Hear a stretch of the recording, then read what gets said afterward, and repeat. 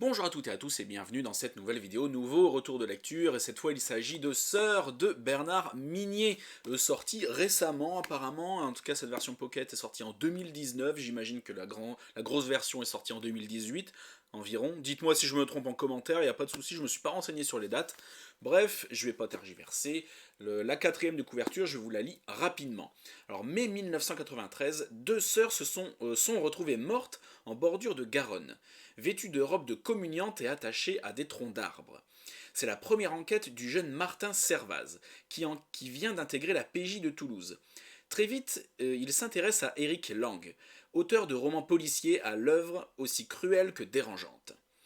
Les deux sœurs n'étaient-elles pas ses fans? L'un de ses plus grands succès ne s'appelle-t-il pas La Communiante? L'affaire connaît un dénouement inattendu, laissant Servaz rongé par le doute. Dans cette enquête, estime-t-il, une pièce manque, une pièce essentielle. Février 2018, l'écrivain Eric Lang découvre sa femme assassinée, elle aussi vêtue d'une robe de communiante. 25 ans après le double crime, Martin Servaz est rattrapé par l'affaire. Le choc réveille ses premières craintes jusqu'à l'obsession. Une épouse, deux sœurs, trois communiantes, et si l'enquête de 1993 s'était trompée de coupable. Et donc, non, on en est là, et je viens de le finir au moment où je tourne la vidéo, à l'instant. C'est vraiment ma réaction à chaud, comme on dit. Alors, mon portable, comme d'habitude, avec mes notes, t'as l'habitude, si tu regardes mes vidéos. Donc je vais commencer par le style d'écriture. Alors, comme je le dis à chaque fois, moi j'ai lu beaucoup de polars, mais plus anglais, américain, enfin pas français. Je rattrape mon retard sur les auteurs français. Et ici, en fait, c'est mon premier Bernard Minier, tout simplement. Alors, la dernière fois, c'était mon premier... l'avant-dernière fois, c'était mon premier Franck Tillier. Et bien là, c'est mon premier Bernard Minier. Je rattrape mon retard sur les auteurs français. J'en suis désolé. Eh bien, bon, en gros, j'ai bien aimé. J'ai vraiment bien aimé, mais comme vous me connaissez, il y a toujours quelques mais, et si, et voilà. Il y a toujours un petit mais quelque part. Quand j'ai pas de mais à dire ou de point à améliorer, c'est rare, ça arrive très rarement. Et donc, là, il y en a quelques-uns. J'ai vraiment bien aimé, c'était une lecture très cool, et je vais revenir sur tout ça. En gros, le style d'écriture, je l'ai étonnamment bien aimé, je l'ai trouvé sans chichi, presque brute, avec parfois des fulgurances un peu plus poétiques quand il s'agit de faire parfois des descriptions. Et c'est vraiment, voilà, il passe pas par quatre chemins, ce que pensent les personnages, les actions, c'est vraiment dit, comme je dis, sans chichi, parfois brut, et les descriptions, parfois plus poétiques, ça fait les montagnes russes, et c'est vraiment très agréable, il s'adapte à la situation. J'aime beaucoup le style d'écriture de Bernard Minier, sans rentrer dans les détails, j'aime beaucoup. Ça cherche pas à être ce que c'est pas. C'est un polar et il a un style d'écriture qui convient parfaitement à ça. Et ça fait du bien. Ça fait franchement du bien. De lire un auteur qui veut pas péter plus haut que son cul. Là donc c'est la première enquête de Martin Servaz, donc je le découvre avec ce roman, et ben j'aime bien ce personnage un peu torturé, qui a vécu des trucs de fou mais qui ramène pas tout à lui, qui est un homme d'action mais qui est à la fois très, très discret, très compétent, un peu dans la psychologie mais pas trop, il a des vraies méthodes de flic, mais plus adoucies, plus réfléchies, j'aime beaucoup ce personnage. J'aime beaucoup Martin Servaz et j'ai hâte de le retrouver dans d'autres romans de Bernard Minier. Je l'aime bien. Eric Lang maintenant, le fameux auteur de romans policiers de ce roman, j'ai trouvé aussi très intéressant. C'est un peu la caricature du mec qui écrit des thrillers un peu horrifiques, des romans policiers gore. Voilà, le mec est machiavélique, il est là, il se la pète, il est suffisant. Mais moi j'aime bien, il provoque la police un petit peu en mode qu'est-ce qu'il y a, vas-y viens me chercher, je suis plus intelligent que toi. Et c'est un petit jeu comme ça du chat et de la souris, de celui qui sera plus intelligent que l'autre. Le mec est très suffisant. J'ai beaucoup aimé ce personnage aussi. Et c'est ça qui m'a fait vraiment accrocher à ce roman, c'est ce personnage d'Eric Lang. Après, il faut aimer. Si t'aimes pas les connards dans ce genre-là, qui aiment bien titiller les gentils, ça va très vite t'agacer. Moi, j'ai adoré. C'est parce que c'est mon truc. Point de vue scénario, alors on va aller dans l'ordre. Il y a des refs, pour commencer, à certains romans précédents. Celui-ci, mais clairement, il n'y a pas de quoi, pour ceux qui commencent par celui-là comme moi, j'ai quand même tout compris. Il n'y a pas de quoi ne pas comprendre l'enquête ou l'histoire de Martin Servaz. Donc ça fait des refs à ce qu'il a vécu dans les livres précédents, des choses difficiles, mais il n'y a rien d'incompréhensible.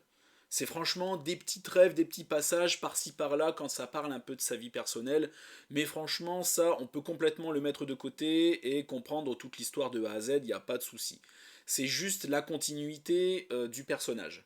Mais franchement, là encore, rien de très important en soi. J'ai aimé comme l'histoire se passe en deux temps et à quel point ces deux temps sont vraiment différents. Donc la première partie en 1993 et la deuxième en 2018. À savoir que la partie 2018, ça fait les deux tiers du roman et la partie de 93, le premier tiers.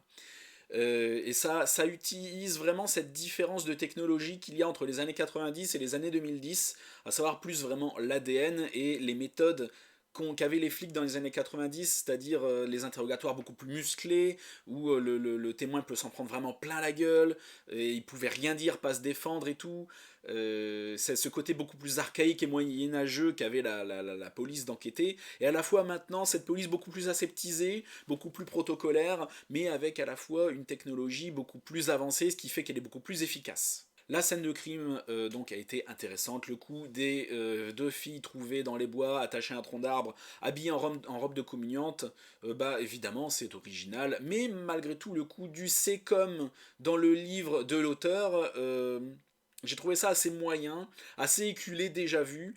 J'ai déjà vu ça dans plein d'autres romans. Le coup du c'est comme dans le livre de l'auteur, donc c'est un fan, c'est l'auteur lui-même, c'est quelqu'un en lien. Donc, bon, déjà vu, mais ça m'a pas dérangé, je lui en tiens pas rigueur parce que derrière l'histoire, j'ai trouvé vraiment intéressante, bien construite et bien travaillée. C'était vraiment un peu complexe, on peut avoir des doutes sur tous les personnages. C'est ce genre d'histoire où on peut pas trop faire de prévision à l'avance parce que il y a des éléments qui viennent un peu sortis du chapeau, tu sais pas trop d'où ça vient, et donc et qui font avancer l'histoire. Tu peux pas trop chercher par toi-même. Tu peux avoir des doutes, tu peux faire tes petites prévisions, mais tu peux te baser sur pas grand-chose en fait. Et c'est ce genre de roman policier moderne qui fonctionne comme ça maintenant que je déplore un peu et qui fonctionne sur l'histoire qui vous happe et qui est intéressante. Si l'histoire était pas aussi intéressante, ben je m'en battrais un peu les couilles et je trouverais ça mauvais. Mais comme l'histoire est très intéressante, le fait que je découvre l'histoire au fur et à mesure sans rien pouvoir deviner, ça m'a pas trop frustré.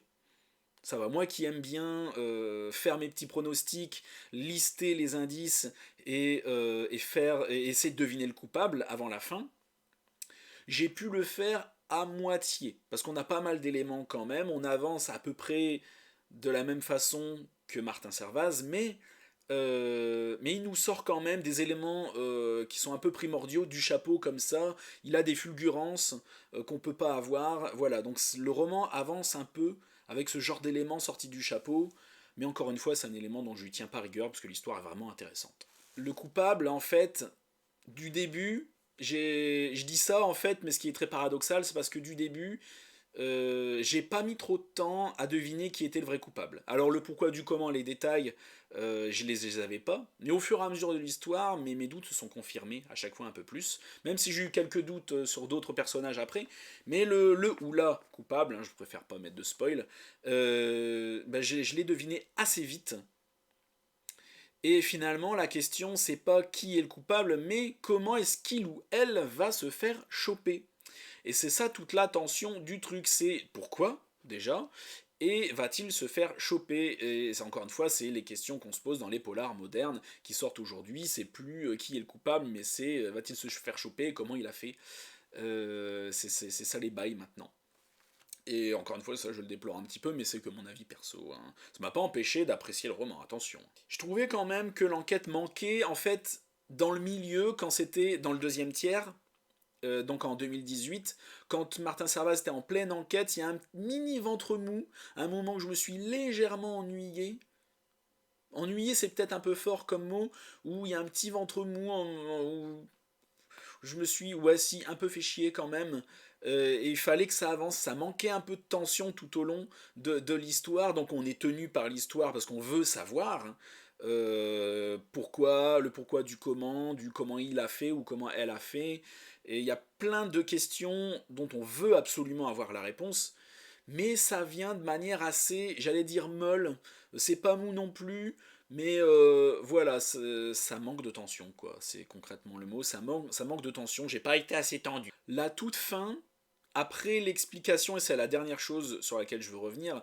la dernière explication de fin, sans vous spoiler, vous en faites pas, donc après toutes les explications de qui est le ou la coupable et le pourquoi du comment t'as fait ça et comment t'as fait et tout, il y a une dernière scène à la fin que j'ai trouvé pas du tout indispensable. C'était juste là pour rajouter du drama, par-dessus le drama encore, en mêlant vraiment Martin Servaz à, enfin sa vie personnelle à Martin Servaz. Ça rajoute ça le mêle personnellement à cette histoire et ça rajoute du drama encore par-dessus. C'est clairement pour la continuité de Martin Servaz et c'était clairement pas indispensable pour moi pour l'histoire, pour l'enquête et tout. Ça aurait pu s'arrêter à la fin où Martin il a trouvé le qui et pourquoi, comment, tout ça. Et ça aurait pu s'arrêter là. Ces derniers chapitres n'étaient pas indispensables pour moi. Ça n'a servi pour moi à rien. Encore une fois, c'est un mini reproche, c'est un point de détail qui ne tient qu'à moi. Mais du coup, j'ai trouvé ça un peu long ces derniers chapitres parce que pour moi dans ma tête c'était terminé et du coup j'ai poussé ma lecture plus parce que dans ma tête c'était fini, je me dis merde je continue sur un truc qui est fini et ça m'a légèrement gêné mais bon encore une fois moi je suis chiant et je chipote sur plein de points de détail, je suis râleur et voilà. Si par contre vous avez vous suivez vraiment les enquêtes de Martin Servaz dans l'ordre, vous avez dû kiffer, parce qu'il y a plein de dramas sur lui, sur sa vie, voilà, ça le mêle à l'enquête un peu, machin, voilà. Et vous avez dû kiffer. Mais moi, en fait, découvrant Martin Servaz dans ce roman, et Bernard Minier par la même occasion, j'étais en mode, ça sert à rien. Alors peut-être que si j'avais commencé ma lecture avec les Bernard Minier du début, si j'étais arrivé à cette fin, peut-être que j'aurais trouvé ça cool. Mais là, comme j'ai commencé par celui-là, le fait est que j'ai trouvé ça en trop. Enfin, encore une fois, ce n'est que mon avis. Ah oui, pour finir, il y a une ref à Franck Tillier. Il y a une ref au manuscrit inachevé de Franck Tillier. C'est ça. Du coup, j'ai regardé la date, c'est sorti en 2019. Je crois que le manuscrit inachevé est sorti à peu près à la même date. Je sais qu'ils sont potes, hein, Bernard Minier et Franck Tillier, donc je me suis dit, tiens, ça m'a sauté aux yeux, je me dis, tiens, une ref. Voilà, c'est gratuit, ça fait plaisir, voilà. C'est tout. Je l'ai vu, j'en parle, ça sert à rien, mais il y a une ref à Franck Tillier, c'est tout. Donc en bref, un bon roman qui se lit vraiment assez facilement. J'ai bien aimé le style d'écriture. C'est bien imaginé, bien construit, bien ficelé, malgré le pitch de départ qui est un peu éculé, je trouve. C'est comme dans. C'est le meurtre, comme dans le livre de machin, super auteur célèbre. Oh là là, bon, déjà vu, mais l'histoire est cool. Un bon roman qui ne va pas rester ancré dans ma mémoire, pardon, je bafouille, très longtemps. Je pense que je vais l'oublier assez vite, mais j'ai passé un vraiment bon moment. Donc n'hésite pas à liker la vidéo, à t'abonner à la chaîne, à la partager. Je fais également de temps en temps des lives sur Twitch. N'hésite pas à t'abonner à ma chaîne Twitch, il est en description. Alistair Live. Tu peux aussi t'abonner à Instagram et à Babelio. Tout ça est dans la description. Merci d'avoir regardé la vidéo jusqu'au bout. Et à la prochaine chez Alistair.